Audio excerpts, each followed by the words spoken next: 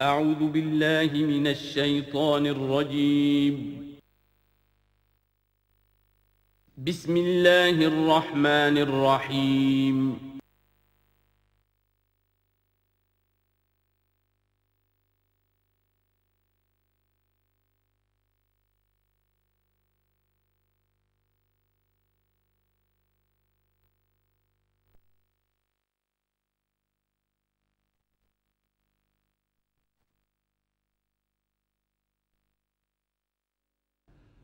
الحمد للہ وکفیٰ والصلاة والسلام علی عبادہ الذین اصطفیٰ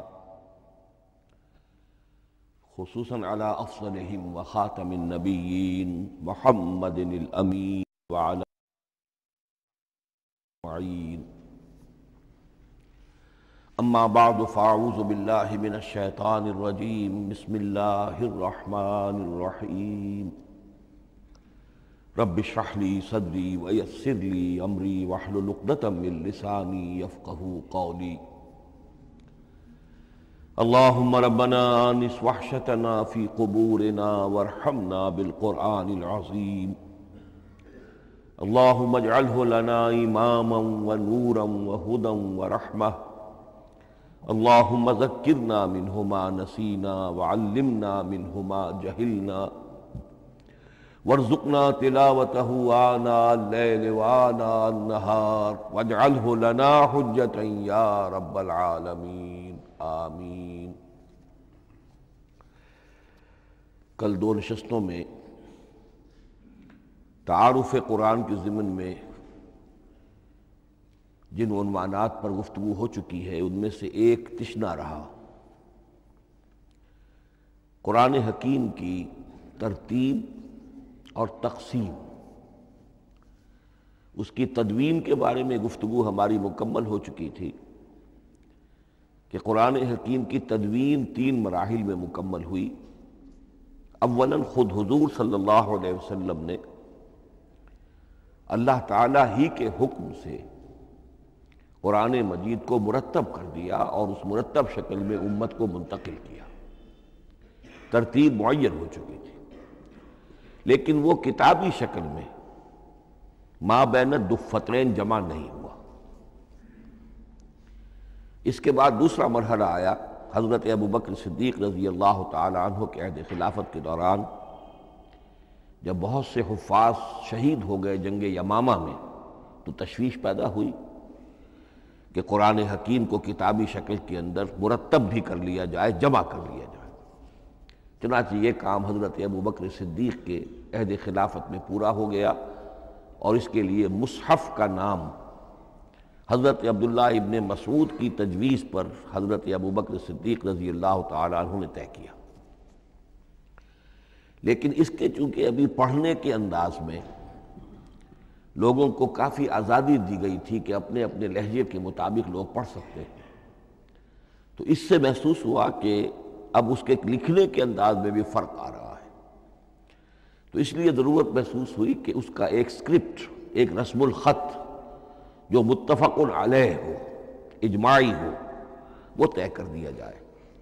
چنانچہ یہ تیسرا مرحلہ حضرت عثمان رضی اللہ تعالی عنہ کے عہد خلافت میں طے پایا.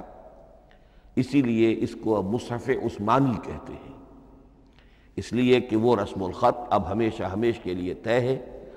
اس کے آفیشل نسخے تیار کیے گئے اور بڑے بڑے شہروں میں جو بھی اس وقت اس مسلمان ممالک تھے ایک ایک نسخہ بھیج دیا گیا اور باقی نسخے جو ہیں وہ طرف کر دیے گئے. تو اس طریقے سے گویا کہ ربع صدی کے اندر یہ تینوں مرحلے جو ہیں مکمل ہو گئے ہیں. اور جیسا کہ میں نے عرض کیا، سب تسلیم کرتے ہیں کہ جو قرآن آج ہمارے پاس ہے وہ وہی ہے بعینہ جو محمد الرسول اللہ نے اپنی امت کو دیا تھا. البتہ جہاں تک قرآن کی ترتیب اور تقسیم کا تعلق ہے، بعض باتیں تو میں بیان کر چکا ہوں، ان کا صرف اجمالی اعادہ کروں گا. نمبر 1 یہ کہ قرآن کی جو بیسک یونٹ ہے، بنیادی اکائی، وہ آیت ہے. آیت کو ہم جملہ نہیں کہہ سکتے، آیت کو ورس نہیں کہہ سکتے، مصرع نہیں کہہ سکتے، اس کی اسی اصطلاح کو ہمیں ریٹین کرنا ہوگا. آیتیں چھوٹی بھی ہیں، بڑی بھی ہیں. آیتیں صرف حروف مقطعات پر بھی مشتمل ہیں اور مرکبات ناقصہ پر بھی مشتمل ہیں، پورے جملے کی ایک آیت بھی ہے اور کئی جملوں پر ایک آیت بھی مشتمل ہے۔ یہ تمام امور توقیفی ہیں، یعنی حضور صلی اللہ علیہ وسلم کے بتانے پر موقوف علیہ، ان میں کسی کے اجتہاد کو، کسی منطق، کسی گرامر، کسی نحو، کسی بیان کے کسی اصول کو کوئی دخل نہیں۔ جہاں تک آیتوں کی تعداد کا تعلق ہے وہ مختلف فی ہے، وہ اتفاقی نہیں ہے، اس لیے کہ 6,500 کے لگ بھگ آیات ہیں۔ فرق کیوں ہے؟ ایک بڑا فرق تو اس وجہ سے واقع ہو جاتا ہے کہ تمام سورتوں کے آغاز میں جو آیت بسم اللہ لکھی ہوئی ہے اس کے ضمن میں ایک اختلاف ہے کہ آیا ہر مرتبہ اس آیت کو کاؤنٹ کیا جائے یا نہ کیا جائے۔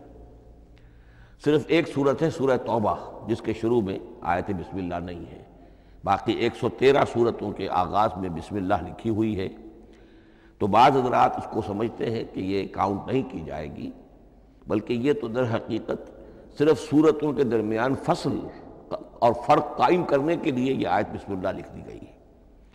تو آپ سمجھیے کہ جو اس پہ اختلاف ہوگا تو 113 کی عدد کا فرق تو اسی سے واقع ہو جائے گا۔ بعض اور مقامات پر بھی آیات کی تعداد میں قدر اختلاف ہے وہ روایات ہی کی بنیاد پر، کسی شخص کو خود یہ حق حاصل نہیں ہے کہ وہ اس میں کوئی فرق کر سکے، تبدیلی کر سکے۔ بہرحال 6,500 کے لگ بھگ آیات ہیں قرآن حکیم کی۔ آیتیں مل جل کر سورتوں کی شکل میں ہیں، ان کی تعداد متفق علیہ ہے 114۔ سورت سور سے بنا ہے، سور کے معنی فصیل ہے، گویا کہ ہر سورت جو ہے وہ اللہ تعالیٰ کے علم، معرفت، حکمت کا ایک شہر ہے۔ سورتوں میں آیات کے باہمی ربط کے حوالے سے اس کے معنی کے اندر اور اس کی حکمتوں کے اندر اضافہ ہوتا ہے، ربط آیات، اور جس طریقے سے کہ مختلف موتیوں کو پرو دیا جائے ایک دھاگے میں، اس سے ہار وجود میں آئے، جو ترتیب ہوگی موتیوں کی اس سے ان موتیوں کا حسن دوبالا ہو جائے گا۔ ایسے ہی معاملہ آیات قرآنیہ کا ہے کہ جو ایک سورت کے اندر ہیں اور ہر سورت کا ایک مرکزی مضمون یا عمود ہوتا ہے اور تمام آیتیں اس سے منطلق اور اس سے منسلک ہوتی ہیں۔ ان سورتوں کے بعد جیسا کہ میں نے عرض کیا، دور صحابہ میں ہمیں صرف ایک اصطلاح اور ملتی ہے، حزب اور یا منزل۔ وہ اس سہولت کے لیے کہ اگر ایک ہفتے میں پورا قرآن ختم کرنا ہو، اس کی تلاوت مکمل کرنی ہو تو روزانہ ایک حزب پڑھ لیا جائے۔ یہ چونکہ دور صحابہ میں بھی مذکور ہے، لہذا اس میں ہم دیکھتے ہیں کہ حسن موجود ہے، یعنی یہ کہ نہ تو یہ قباحت ہے کہ سورتوں کو توڑا گیا ہو، بلکہ پوری صورتیں شامل ہیں۔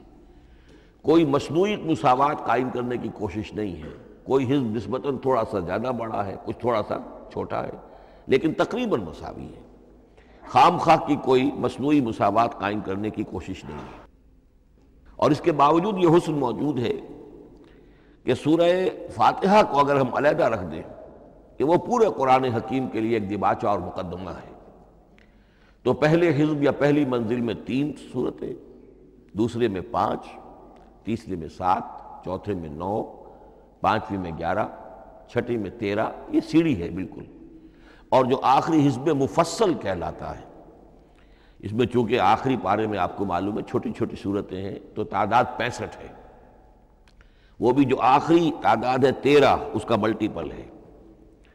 بہرحال یہ حزب یہ بھی دور صحابہ میں اس کا تذکرہ ہمیں ملتا ہے۔ البتہ جو مزید تقسیم کی چیزیں ہمارے ہاں معروف ہیں وہ بات کی چیزیں۔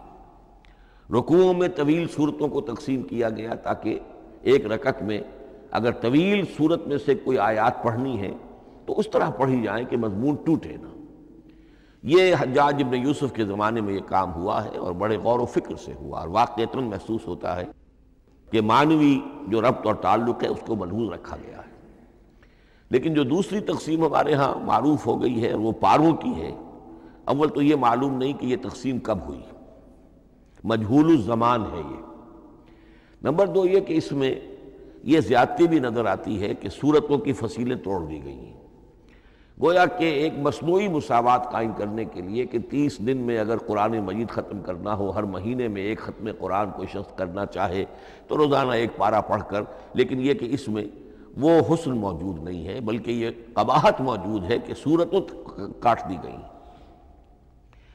اس کے بعد اب جو بات مجھے عرض کرنی تھی وہ یہ ہے کہ زیادہ عرصہ نہیں گزرا کہ قرآن حکیم کی ترتیب اور تقسیم کے ضمن میں ایک اور حقیقت سامنے آئی ہے، اور یہ حقیقت یہ ہے کہ قرآن حکیم کی سورتوں کے گروپس ہیں۔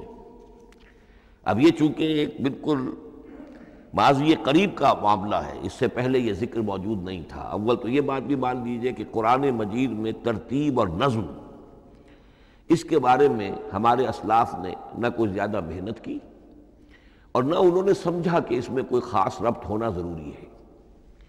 لیکن یہ کہ عہد حاضر میں مولانا حمید الدین فراہی رحمۃ اللہ علیہ ہندوستان میں ایک ایسے عالم پیدا ہوئے کہ جنہوں نے نظم قرآن کو اپنا خاص موضوع بنایا کہ یہ جو آیات باہم جوڑی گئی ہیں تو آخر کوئی حکمت ہے، صورتوں میں جو ربط قائم کیا گیا ہے یقیناً حکمت پر مبنی ہے، ورنہ سب سے سیدھی ترتیب تو جیسا کہ میں نے کل عرض کیا تھا یہ ہوتی ترتیب نزولی سے قرآن کو مرتب کر دیا جاتا۔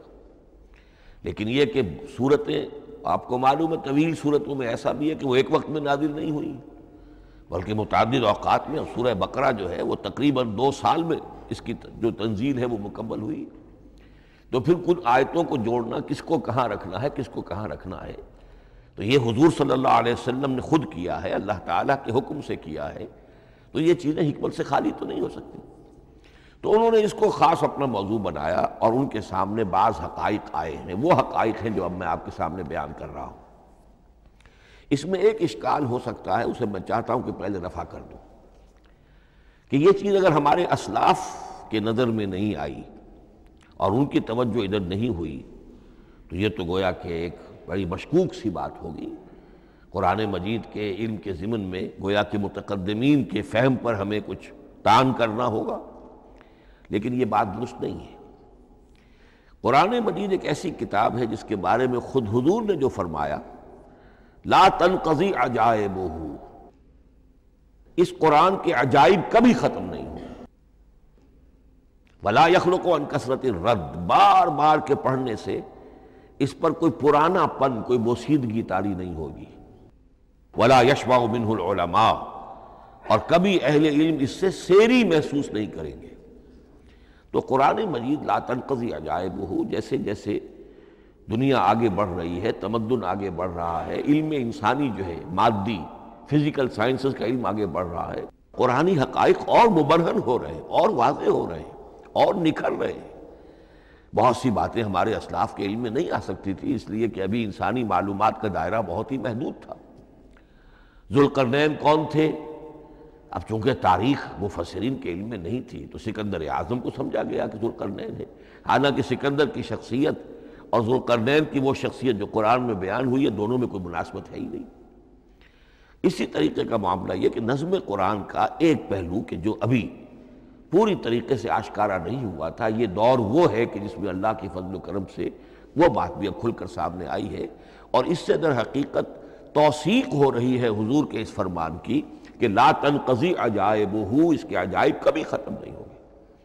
انسان محنت کرے گا، کوشش کرے گا، یہ ہیروں کی ایک ایسی کان ہے جس میں سے اور ہیرے نکلتے چلے جائیں گے۔ اس کے ضمن میں ایک بات تو میں نے آپ سے کل عرض کر دی تھی اور آج پھر بھی کہی ہے، سورتوں میں بھی ایک ربط ہے، آیات جو سورتوں کے اندر جوڑی گئی ہیں، پھر سورتیں اکثر و بیشتر جوڑوں کی شکل میں ہیں۔ اس کے کچھ مثالیں بھی کل میں نے آپ کو دی تھی۔ قرآن مجید کی ایک آیہ مبارکہ ہے وَمِن كُلِّ شَيْءٍ خَلَقْنَا زَوْجَيْنِ لَعَلَّكُمْ تَعْقِلُونَ یا لَعَلَّكُمْ تَذَكَّرُونَ، مجھے پوری طرح یاد نہیں ہے۔